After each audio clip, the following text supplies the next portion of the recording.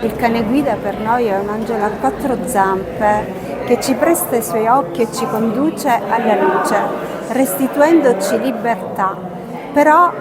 purtroppo molto spesso davanti ai cani guida ci sono molte porte che si chiudono, molti autobus che non si fermano, molti pregiudizi che resistono. E non bastano le leggi, non bastano le sanzioni, serve una cultura del rispetto, una società che non apra solo le porte, ma soprattutto il cuore. Non è la giornata dedicata solo al cane guida, ma è una giornata dedicata alla sensibilizzazione, proprio per iniziare a cambiare dalle istituzioni alle persone che ricevono il messaggio lo stato culturale delle cose, perché ancora oggi, nonostante le leggi, nonostante si parli di inclusione, i cani guida non sono accettati. Questo messaggio che vuole essere lanciato non è tanto guardate che bravo il cane, guardate che questo cane non è un cane, ma è un mezzo per la libertà di una persona. Queste giornate hanno lo scopo proprio di sensibilizzare intanto l'opinione pubblica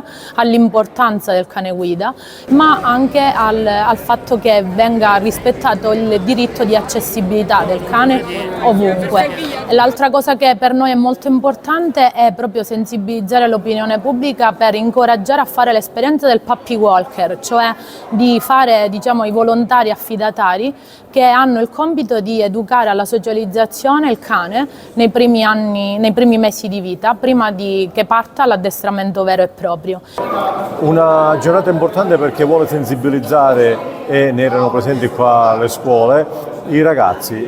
perché sono, come ho detto nel mio intervento, il nostro futuro, il nostro avvenire, e bisogna fare tanta cultura sul cane guida e sui diritti dei non vedenti. Ci sono delle leggi che riconoscono questi diritti, ma che puntualmente dopo 50 anni che esistono vengono ancora disattese, e noi cogliamo ogni occasione possibile e immaginabile per diffondere questo messaggio che il non vedente non vive nel suo mondo, ma nel mondo di tutti, e che tutti dobbiamo aiutarlo a fare parte di questo mondo, facendolo integrare ed includerlo in tutte le attività. Quindi nei nostri comportamenti quotidiani, che può essere quello di parcheggiare una macchina nel posto per i disabili o un motorino o un monopattino sul marciapiede, teniamo conto che ci sono persone non solo disabili della vista, ma anche un anziano, una persona con un passeggino che possa avere bisogno di passare da quel luogo. 2 ore intense, anche perché abbiamo ascoltato le esperienze dei non vedenti,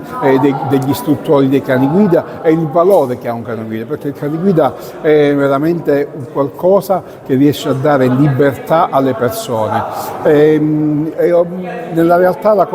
il grande messaggio che mi porto dietro è quello che le istituzioni, insieme con le associazioni, insieme con la nostra comunità, dobbiamo sempre di più rompere queste barriere culturali, perché soltanto così possiamo crescere, possiamo essere realmente inclusivi. Non bastano le leggi, non bastano le sanzioni, dobbiamo tutti insieme, enti, associazioni, comuni cittadini, metterci insieme per crescere culturalmente, perché questa condizione